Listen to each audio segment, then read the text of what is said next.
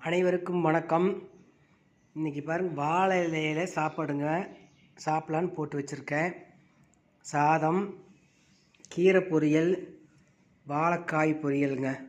இந்த வாழைக்காய் எங்கள் அம்மா கொடுத்து விட்டாங்க. ஒரு 5-6 காய் கொடுத்தாங்க. கொடுத்து 10 நாள் ஆச்சு. இன்றைக்கி தான் செய்ய நேரம் எனக்கு செஞ்சேங்க.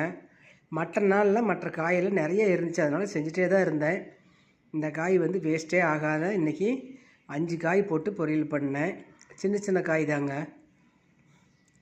கீரை மாடியில் போய் பொறிச்சிட்டு காலையில் மணத்தக்காளி கீரை, தண்டு கீரை, தொயல் கீரை 3மே பொறிச்சிட்டு க்ளீன் பண்ணி பொடி பொடியாக கட் பண்ணிவிட்டு பொரியல் பண்ணிட்டேன். தயிர் இருக்குதுங்க. குழம்பும் வைக்கல, ரசம் வைக்கலைங்க. நான் இந்த கீரையிலேயே பிணைஞ்சு சாப்பிட்டா போதும்.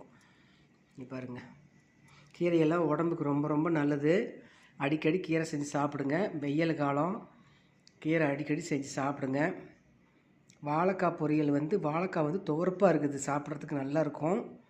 அதுவும் அடிக்கடி செஞ்சு சாப்பிடுங்க. என்னுடைய வீடியோ பார்க்குறீங்க, சப்ஸ்கிரைப் பண்ணிவிட்டு பாருங்கள். ஒரு லைக் போடுங்க. தேங்க்யூ.